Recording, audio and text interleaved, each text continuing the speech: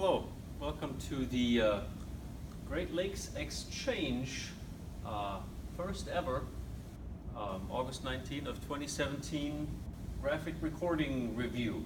Or NEXUS4change. Or NEXUS4change. We were here at the BGSU at Levis Commons facility today in collaboration with the MOD program at BGSU, and convened a day-long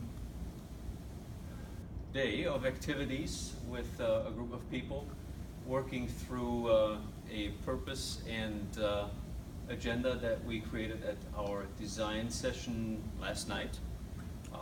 The purpose statement we came up with collaboratively is an invitation to dance with our imagination as we move together toward our collective best.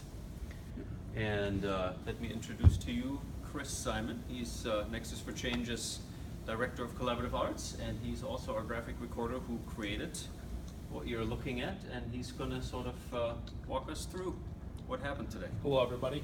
The first thing we did this morning was an impromptu networking session.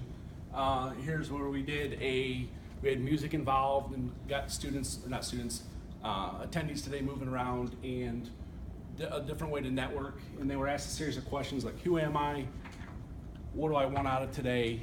And what brought me here today is here. And then we moved into a grounding session of a circle song. It was a unique, provided synergy, and it was a collaborative event with everybody that they created different beats and sounds in unison with everybody. Yeah, so Ted, you want to say a little bit about any of that? Well, it's really two examples of some of the pieces and tools that we use to bring people together and sort of have grounding activities. The first one you can maybe think of as sort of a musical chairs networking activity. People are moving around the room. When the music stops, they have to talk to the person next to them and sort of introduce themselves and have a conversation.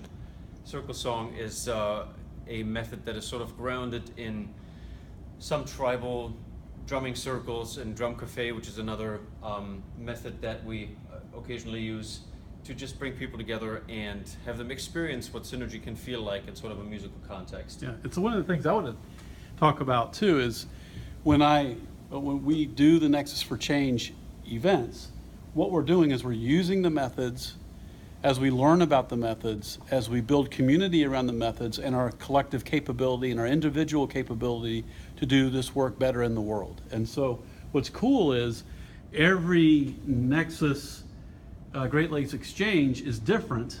It has similar themes and a broad similar structure, yet the activities will take shape based on the purpose we choose for that particular event.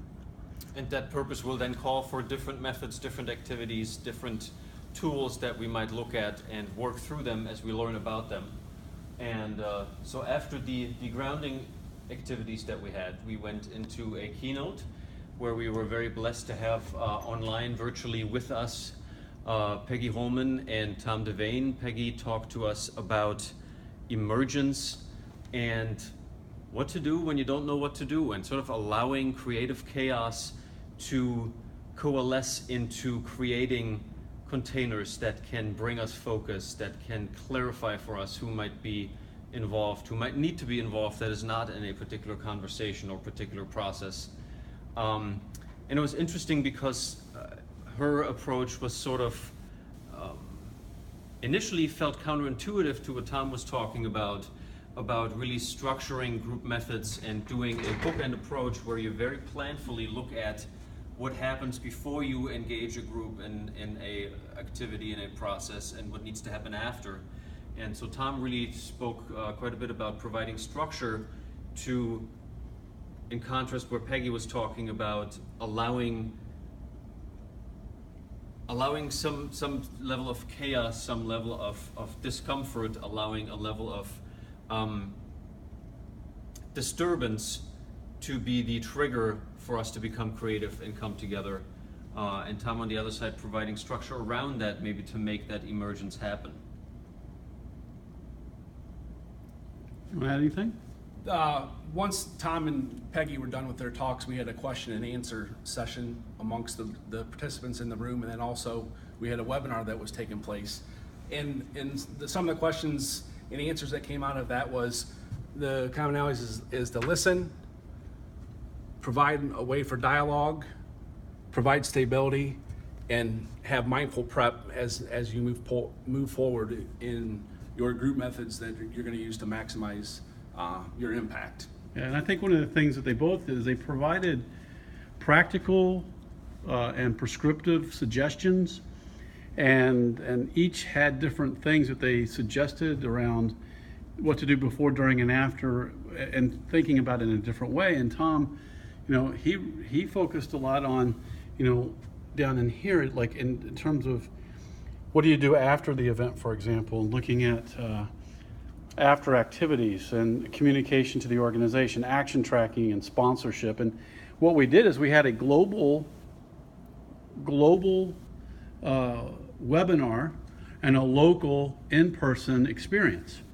And so what we ended up happening is we were able to pause, as Chris said, and we really were able to ask questions in the audience and the chat land, as well as the audience personally in person, asked a variety of questions of Peggy and Tom, and really kind of focused on the distinctions between their two approaches, and really started seeing the connection and how they complemented each other, which was great.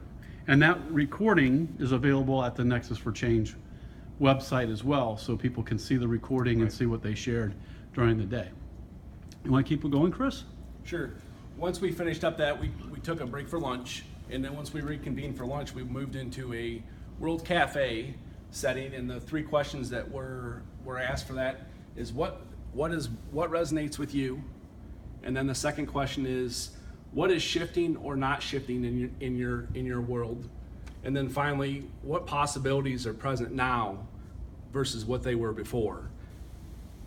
Once those questions were asked, we got together and harvested those key answers out of that, and those are shown up there with there's connection, actions, that provides definition, safe environment, provides an impact on collaboration, and it also provides experience and tools for the individuals. Great. Anything you want to add, Teo? Well, it was actually really interesting the way that we did the harvesting of sort of the outcomes and conversations of the World Cafe is we used a technique of sort of self-graphic recording where rather than in this case where Chris created a graphic record of our day, we created a graphic record of just that session where each of the participants got to contribute, some of them just one or two images, some of them more extensive sort of pictorial reverberation of what the conversations meant to them. And we'll have to probably post some of the pictures of that as well. It was sort of interesting to see the way that while different folks had very different things that resonated with them, there were some common themes of things that kept coming back that were meaningful in the way that a lot of folks were talking around the idea that as individuals that look toward collaboration, often we're struggling with sort of focusing on people skills, on soft skills that seem sometimes counterintuitive with going after a profit margin or getting a particular project done, and sort of finding the balance between those two, that in order to do one you need some of the other, similar to what we found with Tom's and Peggy's approach, initially seeming like it could be counterintuitive but really fitting well together. Right. And then so what happened next? Then we moved into a session that we called shadow consulting, and what that does is it allows the group that you're working with to provide input and feedback to the person that has an issue. And how this worked was the person came forward with an issue, they explained it in about 2 minutes, and then if there was any clarifying questions that needed to take place, they asked those clarifying questions. In the next 2 minutes. In the next 2 minutes. And then they moved into the consulting piece where the group that was doing the consulting work faced each other while the person that was presenting the issue turned their back around, creating a situation where they were present but yet they weren't present. And that was where the consulting with the beginner's mind came into the shadow consulting piece. Once that process was completed, we stepped back and asked the group what did they feel, or how did the process work for them, And the comments that came out are, it was extremely useful to go through the shadow consulting process. It was worthwhile. It was encouraging, removed defensiveness from the individual that was receiving the feedback, and it was affirming for why they were presenting the issue to the group. I think one of the things also is this technique is referred to as wise crowds from liberating structures. What we did throughout the entire experience is we blended a variety of activities from various methodological approaches as well as blending approaches to bring this all together. And I think it was intriguing to most of us that a simple thing like having the person receiving the consulting, if you will, just by virtue of having their back turned and not being able to respond to the conversation and questions that And you consulting were, and you group may actually have were had. one of the people that I presented. was one of the people receiving advice, if you will.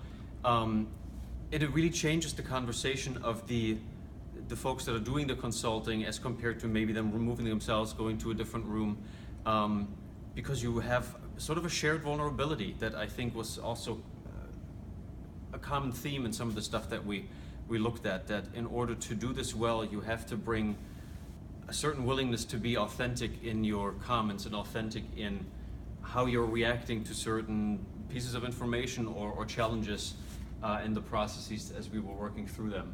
Great. And so Chris, and we wrapped up? And then finally, to wrap up, what we did was we had everybody take a index card and write down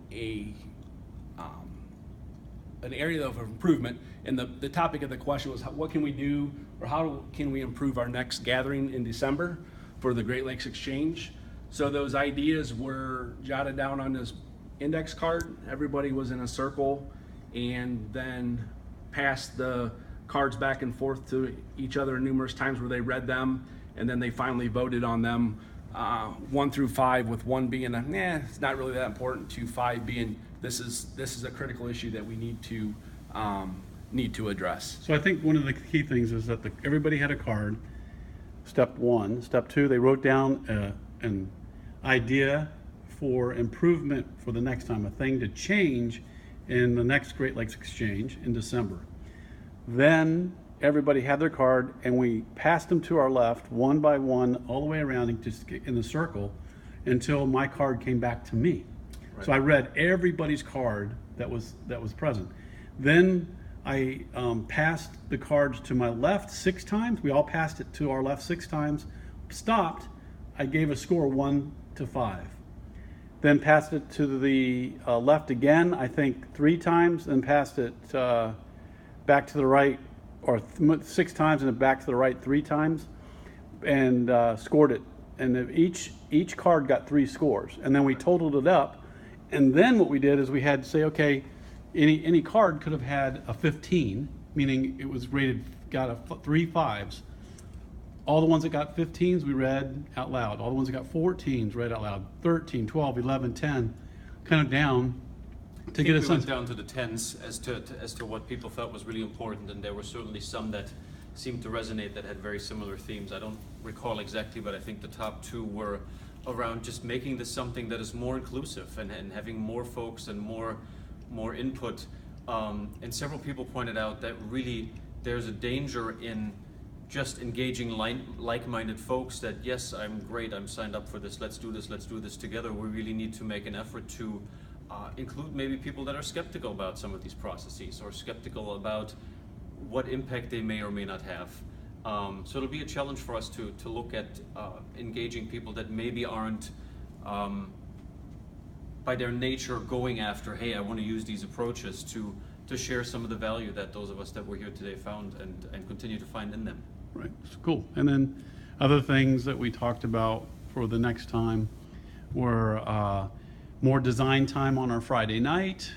We had a great time and we spent more time socializing than we needed to. We could have been designing while eating and socializing, but we got it all done. And there were some other suggestions, around more deeper dive on a couple activities. Yet we liked, and I think people liked, that we were moving between activity to activity to activity.